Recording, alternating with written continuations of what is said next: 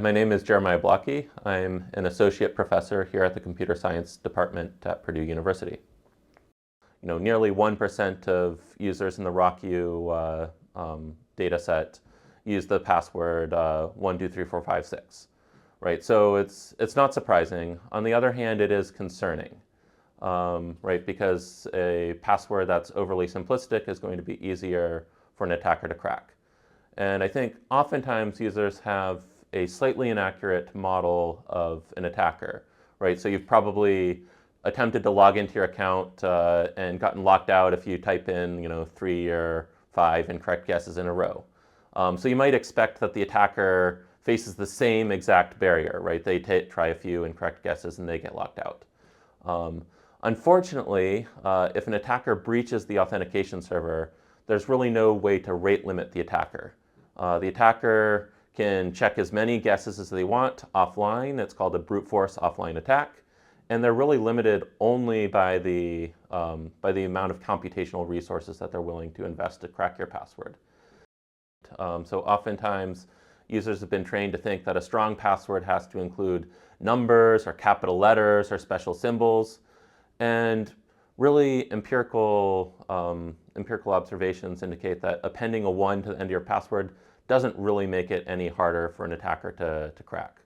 What does make a password harder for an attacker to crack is making it longer. Another suggestion here is to utilize two-factor authentication.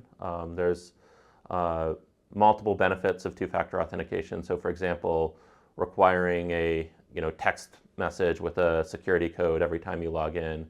It's slightly annoying, but it has a lot of benefits. One benefit is that if the attacker cracks your password, they still may not be able to access your account. The other benefit is that it actually reduces an attacker's incentive to crack your password, right? If they know that after cracking your password, they still have a second factor that they have to get past, well, they may be less motivated to actually crack your password. The focus of my research is a cryptographic tool called memory hard functions. And the primary goal of memory hard functions is to make it more expensive for an attacker to crack your passwords, right? So after a data breach, right, the attacker can check as many guesses as they want, but they are still limited by the computational resources that they're willing to invest trying to crack your password. The goal of a memory hard function is to increase the resources that the attacker needs and therefore deter an attacker from trying trillions of guesses.